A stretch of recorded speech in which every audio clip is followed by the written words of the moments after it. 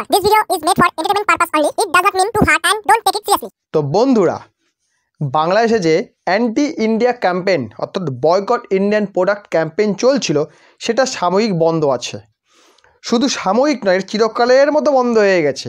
তার কারণ কাংড়া বুঝে গেছে যে এটা ছাড়া আমাদের গতি নেই, ভারত ছাড়া আমাদের গতি নেই। আমরা যাই করি শুধু ট্রোলই হব, আমরা তো লেজে গোবরে হব, আমাদের কিছুই করার নেই।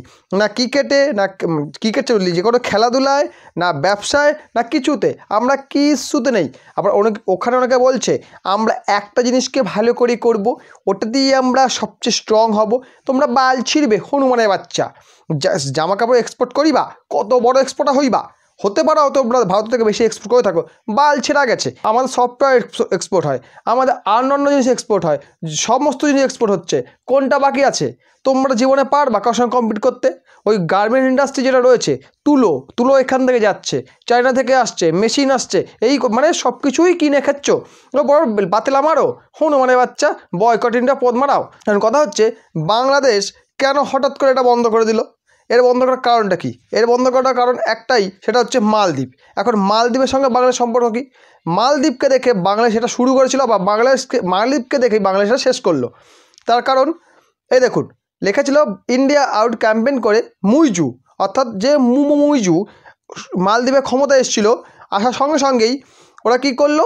চায়না ভিজিট করলো, এখানে ভিজিট করলো, ওটা করলো, কিন্তু ইন্ডিয়া এলো না। ওদের প্রথম প্রেসিডেন্ট যেই হচ্ছে ইন্ডিয়াতে আসেই, কিন্তু এরা এলো না। এটা দেখাচ্ছে ইন্ডিয়া আউট, ইন্ডিয়ার মিলিটারি চলে যাও, এই করো সেই করো ওই করো। ওদের এক মিনিস্ট্রি, এই মিনিস্ট্রি ছিল, আগে মিনিস্টার ছিল, এখন এক্সপায়ার হয়ে গেছে, মানে সাসপেন্ড হয়ে গেছে। এই মিনিস্ট্রি ইনি কী বলছিলেন কিছুদিন আগে, ভারতকে উল্টার কথা বলেছিলেন, যার ফলে বিতর্ক বাড়ে এবং ইনি সাসপেন্ড হয়। ইনি আবার সেকেন্ড টাইম আবার কথা বলেছে, আবার নিজেকে ক্ষমা চাইছে, আমাকে ক্ষমা করিবেন, আমার ভুল হইয়া গেছে। তার কারণ কি? কারণটা হচ্ছে এটাই, এদেশে বর্তমানে চাল ডাল তেল নুনের অভাব দেখা গেছে। চাল ডালের তেল নুনের অভাব সারা জীবন ছিল, সারা জীবন ওটা কিনে খেত, ভারত থেকেই যেত। হঠাৎ করে এত চেঁচামেচি কেন করতেছিল যে ইন্ডিয়া আউট? কারণ হচ্ছে যে চায়না দেখে বলছিল, ভাই তোরা ইন্ডিয়াকে আউট করে দে, আমাদেরকে ইন করি দে, তারপর দেখ আমরা কি করি। চায়না সবসময় চেয়েছে যে যেখানে ভারতের প্রেজেন্স আছে, যেখানে ভারতের উপস্থিতি আছে, সেখান থেকে ভারতকে সরিয়ে নিজের দখলদারি কায়েম করা। যেমন পাকিস্তানে করেছে, পাকিস্তানের সঙ্গে ভারতের সম্পর্ক কাট হয়ে গেছে। কাট হওয়ার ফলে কোনো বিজনেস রিলেশন নেই, কোনো বায়োলেটারাল রিলেশন নেই, কোনো স্পোর্টসের ক্ষেত্রে রিলেশন নেই। ফলে চায়না ওখানে ভালো করে আস্তানা গেড়েছে, এখন ওখানকার লোক চায়নার পদ মারছে। কিন্তু মালদ্বীপে উল্টো হয়েছে। মালদ্বীপে যখন চায়না এন্ট্রি নিল, তখন ওখানকার জনগণকে চায়না ঠকালো। কেমন? কারণ ওটা তো পাকিস্তান নয়, স্ট্র্যাটেজিক্যালি লোকেটেড আছে ঠিকই, কিন্তু ওরা কিছু বছর পর 2050 সালের মধ্যে মালদ্বীপ জলের তলায় তলিয়ে যাবে। ঠিক আছে, এই হচ্ছে অবস্থা। চায়না ভালো করেই জানে ওই সমুদ্র দখল করার জন্য একটা নেভাল বেস বানানোর জন্য মুইজু সরকার থেকে একটা অনুমোদন দরকার ছিল। সেই কারণে মুইজুকে ওরা চায়না কিছুটা ঋণ দেয়, এবং যখন ঋণটা পরিশোধ করার মতো তাদের ক্ষমতা চলে গেছে, তখন তারা কি করেছে, চায়না মুইজুকে বলছে যে ভাই দেখ ভাই, তোর তো টাকা নাই, ঠিক আছে, তোকে আমি খাবার দেবো না, কিছু দেবো না, তুই ভাই পদ মারা, কিন্তু আমি একটা এখানে ঘাঁটি গাড়াবো, যদি বাঁধ না দিস বোম মেরে উড়াই দেবো। এই হচ্ছে চায়নার কথা।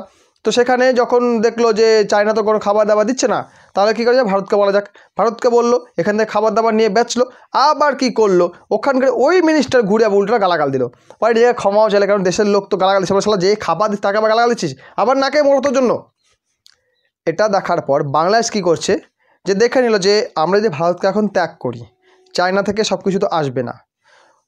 চায়নার যে পরিমাণ কনজিউম আছে, যে পরিমাণ তারা কনজিউম করে, তারা বিশ্বে বহু দেশে এক্সপোর্ট করে, আমরা করি, কিন্তু চায়না আরও বেশি পরিমাণে করে।